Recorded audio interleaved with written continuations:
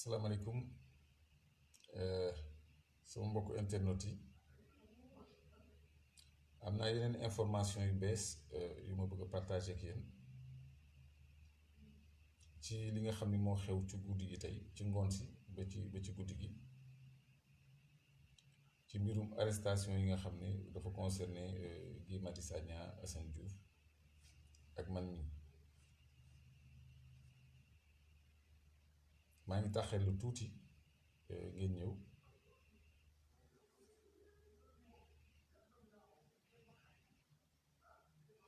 Moussa maa ngi lay ziar son bi baaxul ah ma gën a jege téléphone bi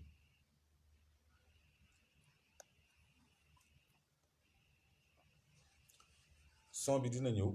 man maa commencé gul waxtaan bi Jibi Diallo maa ngi lay ziar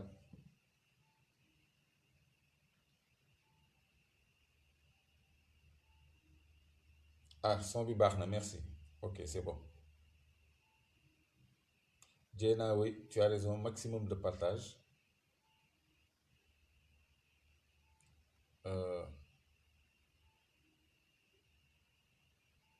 c'est bien kon son bi baax na c'est bien damay xaar tuuti gars yi dugg si parce que ay information exclusive laa leen di indil ci développement wu problème mu arrestation yi merci beaucoup kan moom may souhaité bon courage fii Saliati Salam ma sœur tu m'as laissé tomber gëj naa la gis gëj naa la dégg donc voilà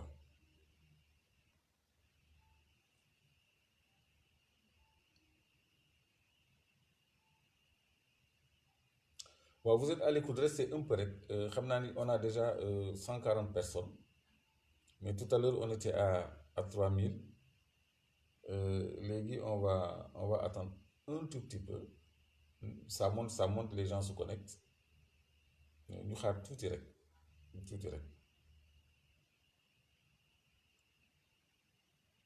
un tout petit peu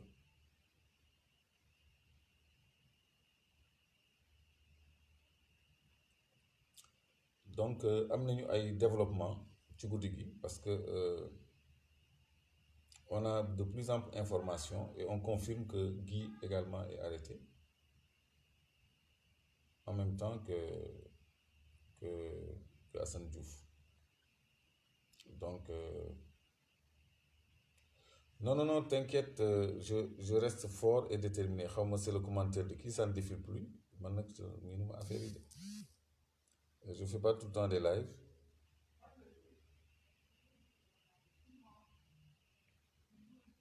c'est vrai c'est la dictature qui se met en place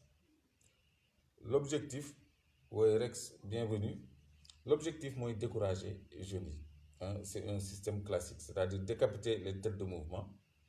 pour que ñu nekk ci gannaaw daal di ragal comprendre nga mais bu kenn ragal dara réew bi ñoo ko moom bu kenn am lu muy ragal donc il y a des développements yoo xam ni on vous en tiendra informé tout à l'heure bu fekkee ni waaw Salima Fall maa ngi lay ziar Pamba Ndiaye merci Ousmane Diagne merci Sora my boy mais Sora du courage hein le combat continue après dinaa la expliquer am na yoo xam ne yéen di ngeen su ma waxee di ngeen comprendre fi may waxee le combat continue ma sœur Saliati on est ensemble mais gëj naa la dégg amin Kokot Fall amin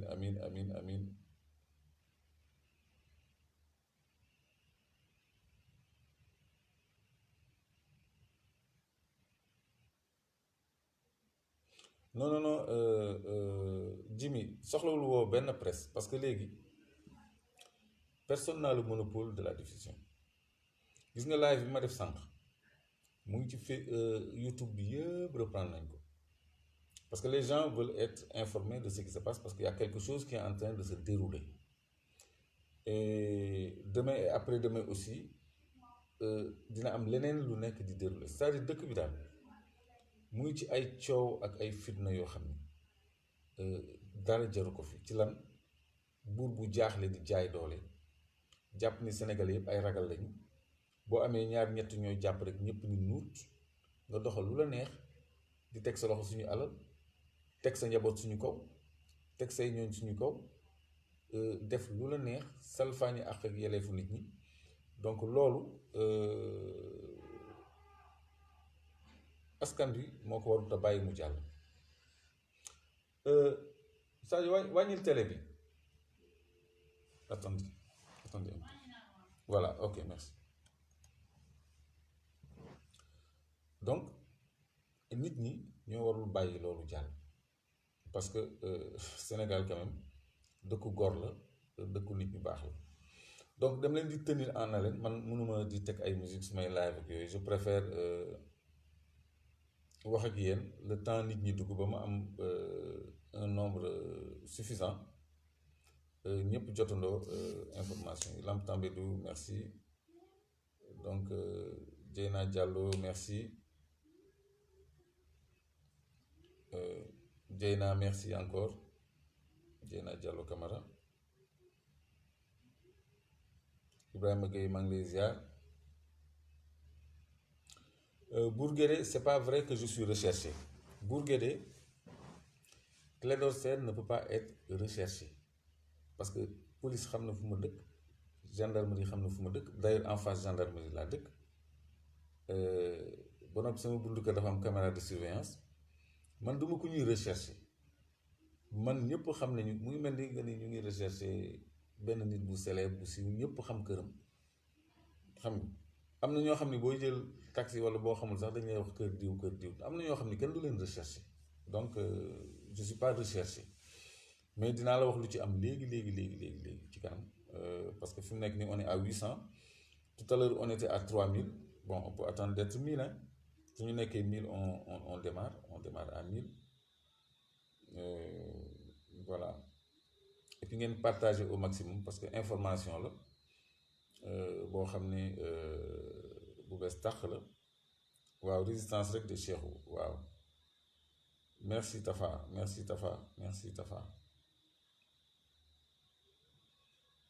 Ardo gëj naa la dégg de boy merci Ibrahima Diédhiou donc nañu patienter rek léegi nit ñi dugg on va être bientôt à 1000 suñu atteindre 1000 dañuy commencer ma délivrer information bi ba noppi baamu ko parce que lii yëpp ay loxo doomu aadama ñu ngi ci day baax aussi ñi ci des xam ko donc Kals waaw xam nga rek presse bi waaw da ngay waaru dina leer léegi dina leer léegi waaw donc merci Kals waaw c'est vrai de partager voilà on est 1000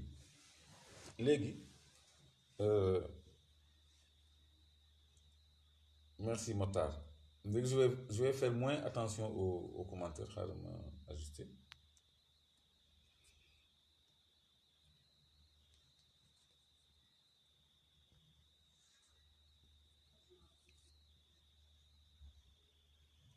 bon salaamaaleykum wa rahmatullah sama mbokku internet yi maa ngi ñëw expliquer leen li xew ci guddi gi yépp parce que dañu nekk en face d'un régime boo xam ne dafa jaaxle ba noppi dafa teg ay stratégie yoo xam ne pour tiital askan bi la pour tiital askan bi comment c'est-à-dire di décapiter mouvement yi ak parti politique yi décapiter mooy ñu jàpp ñu nekk ci sommet bi léegi xibaar yi mëtale na mën nañ leen wax vraiment li xew sëñ Xaadim jërëjëf fi mu nekk nii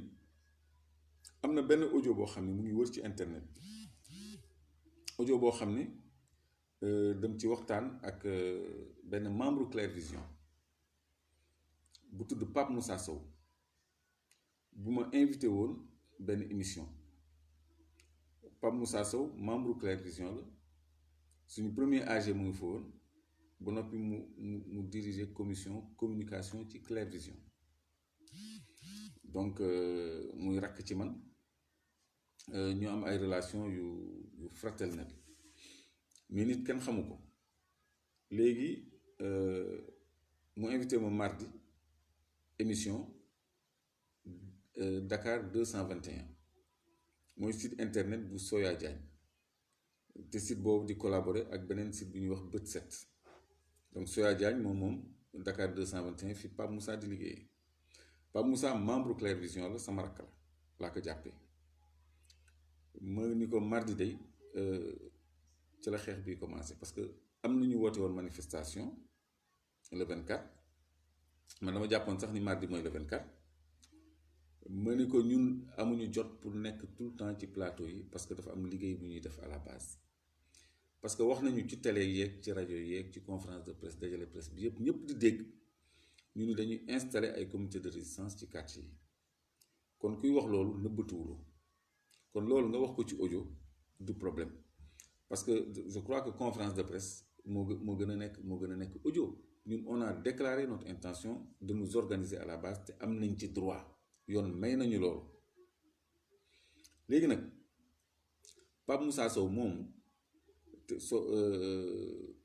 Sora xam na Pape Moussa moo tax mu naan ko su ma waxee après di nga xam fu may waxee Sora Diallo Sora Sow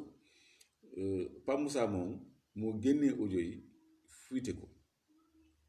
te Pape Moussa juriste la xam na lu mu ci jublu parce que daaneel Clédor moom bu ko nguur gi amee yow mi ko def sa affaire dina baax mais wax naa ko ni yàlla mooy sottal kon moom li mu ci jublu mooy lii di lor ay doomu aadama police nag li ñu waroon a def waruñu woon jàpp Assane Diouf waruñu woon jàpp Guy Marius Sagna ndegam sama kàddu moo dem nañ ma woo ni ma lii nga wax foo ko teg ak loo nar ak ma expliquer moo gën ñuy jàpp ay doomu jàmbur yoo xam ne seen yoon nekku ci ñu jàpp seen yoon nekku ci kon tey jii retenez une chose ku ma jege nekk Clair Vision tudd Pape Moussa Sow di liggéey ak Soya Diagne Dakar 221 astafurlah Dakar 221 à ne pas confondre ak beneen site bu tudd DKR 221 bii Dakar 221 la tudd bu Soya Diagne la bokkul ak DKR 221 Dakar 221 boobu day collaborer ak beneen site bu ñuy wax Bët Set donc Pape Moussa Sow moomu te nekk membre Clair Vision section cellule communication moom moo génnee audio boobu wesaare ko pour indil ma ay jafe-jafe te loolu ci lu tuuti loolu audio boobu mu ngi circulé ci internet bi ci lu tuuti loolu la police mooy pour fekk nit ñi ay guddi di leen yóbbu léegi nag merci pour les commentaires maître Khoureyssi Ba dem na seeti Assane ba muy dem gis na fa Guy Marius Sagna donc confirmé nañu ni Guy Marius Sagna aussi jàpp nañ ko moom dafa génnoon di am lu muy jëndi ay boor 8h30 ñu jàpp ko yóbbu léegi man ñoom ñu ngi fii sama buntu kër léegi dootu ñu ma jël si guddi parce que jéem nañ ko bi ma nekkee yéen mais mujjul sotti kon ñoom dañuy xaar ba fajar ñu jël si ma moo ne day suñ ma joxoon convocation sax man ma ñëw convocation suñ ma ko indiloon même téléphonique man gendarmerie section de recherche bi may entendre ci affaire audio Pape Samba Mboup bi téléphone lañ ma convoqué téléphone dama ñëw kon tey jii même bu doon téléphone sax dinaa ñëw soxlawul ñuy xaar fii sama buntu kër ay fajar jot ñu may yóbbu man de toute façon dinaa wuyu si léegi ñoom li ñu prévoir laa leen wax waaw li ñu prévoir mooy su ma ñëwee ñu placé ñu ñun sur mandat de dépôt parce que ñoom Assane ñu ngi leen di toppee menace de trouble à l'ordre public lu ñëwagul lañ leen di toppee menace de trouble à l'ordre public fii kenn sànniwu fi xeer fii kenn toju fi oto fii kenn lakku fi pënë fii kenn def fi dara li ñu def ñun ñoo ko wax ni dañuy organiser résistance bu fekkee ni Macky Sall daf ñu nar a tënk ci dictature te loolu man de fu mu mënti dem danaa ko réitérer parce que ñun am nañu droit organiser les jeunes à la base en cellule en comité comme ni ko parti politique yi amee droit loolu dama bëgg mu leer liberté yi nga xam ne dañ koy commencer di restreindre boo xoolee moom la ñuy jàmbat fan yii yëpp waaw fan yii yëpp moom la ñuy jàmbat donc lii yëpp nag mennum Pape Moussa Sow moo indi lii yëpp te juriste la lim ci étudiant la en droit plutôt mën naa ko jàppee juriste parce que étudiant en droit la te xam naa lu mu ci jublu lii rek la ci jublu woon donc waxtaanee nañ ko Clair Vision moom tey malhonnêtement woo na ma di ma indil ay justification mais àddina mu ngi suñu kanam donc Assane Diouf ñu ngi ko entendre pour menace de trouble à l'ordre public Assane Diouf il n'a pas menacé de troubler l'ordre public dañu dégg ci audio bi ma ni Assane mu ngi liggéey à la base loolu du menace de trouble à l'ordre public ñoom xamuñu lu ñuy def xamuñu ban forme la suñu résistance di revêtir xamuñu ko mënuñu préjuger ni menace de trouble à l'ordre public la mais dañ ci bëgg mooy pour laxas ci ay délits d'atteinte à la sûreté de l'État pour mën ñu opposer article 80 pour mën a utiliser mandat de dépôt parce que menace de trouble à l'ordre public kese mandat de dépôt obligatoire à l'audience kooku délit bu oyof la léegi ñoom comme ni ma dafa mel ni dama koy yéegoon parce que maa ngi naan ñoom bu ñu la bëggee jàpp ay inculpation yu bëri def naa Africa 7 laa ko doon wax tey ay chef d'inculpation yu bëri lañ lay limal nga xam ni benn avocat sax du la doy donc man xam naa état loolu la ñuy pratiquer ba noppi nag seen ay presse seen ay réseaux sociaux danañ ko activer à outrance surtout que ñoom dañu am comme renfort les gens du réew mi ñi nga xam ne ñu ngi def ay vidéo montage ay désinformation ci yeneen domaine surtout ci affaire Ousmane Sonko bi ñu ngi ciy def ay désinformation yu bëri te waa réew mi ñoom la ñuy dénk économie numérique parce que waa APR dañu dese xarañ dañu dese am xam-xam ci réseaux sociaux yi ñële nag seen nouveau allié yi ñoom ñoo leen renforcer ci côté boobu donc ils sont à l'origine de beaucoup de rumeurs de beaucoup de désinformation de beaucoup d'intox de beaucoup de faux profils ay affiché photo Sonko pexey sànq nit comme li Pape Moussa def nii ñoom loolu la ñu jël léegi comme arme pour di ko xeexee doomu aadama yi te loolu lu salte la kon nañu xam ni réew mi les militants de réew mi je crois que ñoo gën a néfaste waa APR ci réseaux sociaux yi surtout ñoo gën a néfaste ci réseaux sociaux yi ñoo gën a machiavélique te ñoom la ñu jox télécommunication économie numérique donc ñoom amuñu dara lu ñu jàppee nit ki mais Assane man maa ko tudd moom waxul ni dafa def dara mais lu tax man ñu bàyyi ma fi moom ñu njëkk ko jàpp moom man dañ ma waroon jàpp ba pare ba entendre ma ni ma yow da nga ni Assane day def organisation à la base léegi lan lay organiser à la base ba ma wax loo xam ni loxo Assane da ciy taq wala dañ ci ji Assane dara ñu mën ko arrêté Assane xamul lu tax ñu jàpp ko Assane xamul lu xew c'est que ñoom dinañu mer seen mer ci communication bi mu def par exemple ci vaccin yi nee na bu kenn dem vacciné wu parce que vaccin yi wóoru te gis ngeen président dem teeru ji vaccin yi di campagnal vaccin yi ni docteur yi nañu dem kii vaccin yi donc dama bëgg kenn bañ a découragé kenn bañ a jaaxle parce que ñu ngi jëm ci loo xam ne ñoom ñoo koy sooke ñun de defuñu fi dara loo xam ne mën nañu ko opposer lu dul wax ni xupp yëgle dankaafu nañu nag parce que dankaafu mën na tax régime bi dellu gannaaw ci lu mu bëgg te bu delloo gannaaw ci lu mu bëgg mooy jàmmi réew mi régime bi bu delloo ci gannaaw ci lu mu dëgg ci li mu bëgg moom mooy jàmm réew mi mais bu fekkee ni forcé na mën na fi indi loo xam ne mën na ñàkk muy ay jiixi jaaxa yu metti kon man tey jii lépp lu ma wax mooy li ma doon wax Pape Moussa démb parce que dafa doon justifier ma ne ko man lépp lu ma def lépp lu ma wax xam naa lu ma ci mën a fekk dama peser le pour peser le contre ma xam ni Sénégal jaral na ma ko parce que am na loo xam ne il faut que mu am ñu nangu sacrifier ñu nangu jiitu léegi li may baamu rek mooy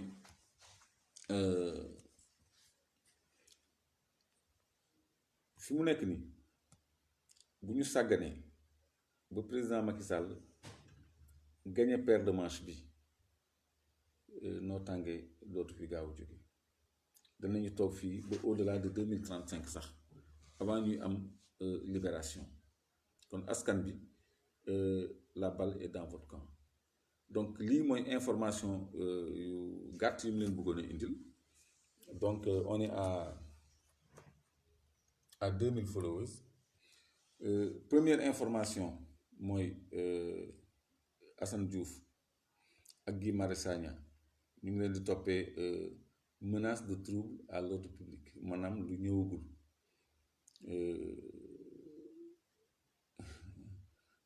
Pape Moussa nee na maa ngi koy tooñ en tout cas audio bi fuité moom laa ko yónnee man ak moom la ci biir néeg waaw lii yëpp pexeem la moom juriste Pape Moussa yow lii mënoo ci wax lenn comprendre donc lii mooy li am donc ñoom ñu ngi menace de trouble à l'ordre public lañ leen di jàppe te loolu lu woyof la mais pour mu diis dañ ko bëgg a dëxëñ dañ ci bëgg a dëxëñ article 80 pour mën ñu placer sous mandat de dépôt donc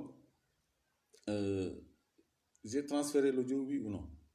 mais bien sûr j'ai man pan transfert xaw ma kan lay waxal de Rex xaw ma kan lay waxal donc Pape Moussa laa yónnee man sama audio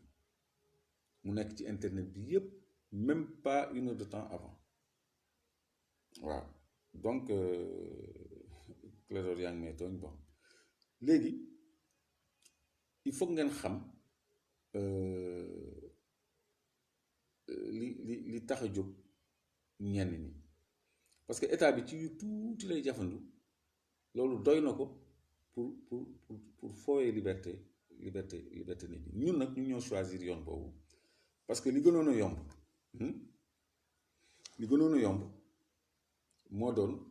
ñu toog croiser les bras ku nekk lijjanti sa côté mais ñun amuñu posture boobu ñun mënoon nañu jàpp suñu ñàmbur lijjanti suñu bopp parce que sénégalais ñu ci bëri dañu égoïste da ngay xool ñi nga xam ni seen réussite personnelle daf leen di jaral dem dee ci géej gi walla ci désert bi te intérêt général jarul leen dara état d'esprit boobu moo war a changer nit ñi xam ni Sénégal dëkk bu mën a naat la dëkk bu mën a neex la donc première information bi atteinte menace de trouble à l'ordre public mais ñoom bëgg nañ ci dëxëñ article 80 pour mën ñu placer sous mandat de dépôt Assane ak Guy defuñu dara seen yoon nekku ci audio bi concerné wu leen ñoom waxuñu mën na doon sax tuuma gu ñu leen teg bu jóge ci man kon waruñu leen jàpp ñoom di leen laaj quoi que ce soit man mën na li ma wax mën na bañ a nekk dëgg mën na bañ a nekk dëgg ni dama yónni Assane pour mu organiser à la base et puis organiser à la base ban deal la organiser ay structure à la base ban deal la ci ban dëkk loolu ban deal yi rek laa bëgg ñu wax ma kon fi mu nekk nii dictature boobu ñu doon jooy mu ngi nekk di gën a fës parce que bu fekkoon ni loolu déli la fa ma ko waxee lañ may fekk jël si ma parce que man li may wax nag attention xam naa ko moo tax su fekkoon ni déli la fañ ma ko doon waxee fa ma ko doon waxee lañ may fekk jëli ma su ma nee su fekkee ni Macky Sall dafa persister ci yoon bi mu jël ñun dinañu woote insurrection loolu bu doon déli la ci bés ba lañ may jël si parce que am na ñuy jàpp collé leen incitation à l'insurrection parce que man li ma wax conditionnel la bu fekkee ni mené na son processus jusqu'au bout nous sonnerons l'insurrection kooku wax nañ ko donc loolu yëpp ay araftu la te évoqué naa charte universelle des droits de l'homme article 35 ak constitution bi ci suñu yoon ak ci suñu droit la ñu nekk mais pour audio bu ndaw bi ñu bëgg ci sukkandiku pour décapiter tout un mouvement loolu abus de pouvoir la kon may wax sénégalais ak sénégalais yi ni lii rekk am léegi nag ñoom ñu ngi sama buntu kër pour fajar ñu jël si ma parce que dootu ñu ma jël seeti au-delà des heures légales parce que xam naa samay droit parce que loolu mën na sax annuler seen procédure donc jàpp leen ni peut-être dinañu gëj a déggante mais la lutte continuera malgré tout te fu ñu mënti fekk ñu ngi bàyyi xel ci luy xew ci réew mi te ñor nañu lool surtout ci problème mu Ousmane Sonko ñor nañu lool te ñun lépp lu ñu mën a fekk ci lii comme ni mu ko yàgg waxee ñun jaral nañu ko ñu torturer ñu gaañ ñu tëj ñu rey ñu Sénégal dafa war a soppeeku Sénégal dafa war a dund ci liberté Sénégal mënuñu tënk benn minorité mënuñu tënk gor yépp bëgg leen teg buumu jaam te ñooñu gën a gore gën a doon gor minorité boobu loolu mënut a ne donc ñun amul lenn lu mën a wàññi suñu engagement wala lu ñu jaaxal parce que nee naa leen ñoom seen kaso rek la ñu am seen kaso rek la ñu am donc lii mooy complément d'information yi leen jox Pape Moussa Sow bi liggéey Dakar 221 bu Soya Diagne moo wesaare audio yi te moom étudiant en droit le juriste la donc site boobu day liggéey ak bët set dañuy coopérer Assane Diouf menace de trouble à l'ordre public lañ ko collé motif moo Guy Marius Sagna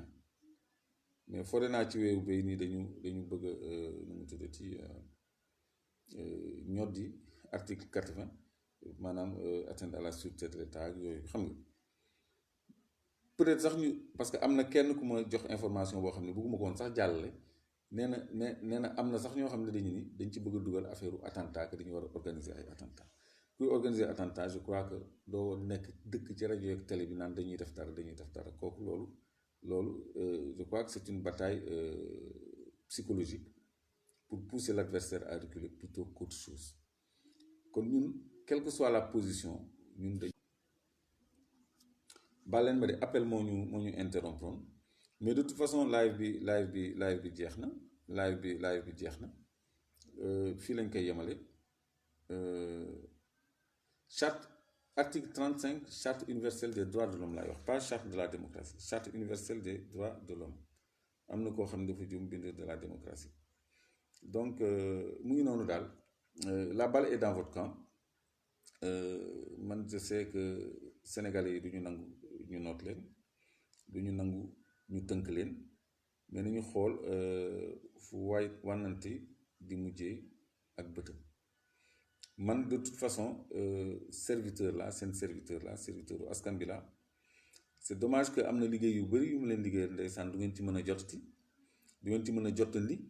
parce que ñoom li ñu nar ñoom mandat de dépôt la ñu nar ci lu leer na mandat de dépôt la ñu pare parce que affaire bi lu léger la amul sax matière kon lii daal mooy solo yu waxtaan bi duma ko guddal maa ngi leen di bàyyi ngeen noppalu man ma nekk ci yeneen salaamaaleykum wa rahmatullahi taala wa barakaatu maa ngi leen di gërëm yéen ñëpp merci beaucoup. Never give up.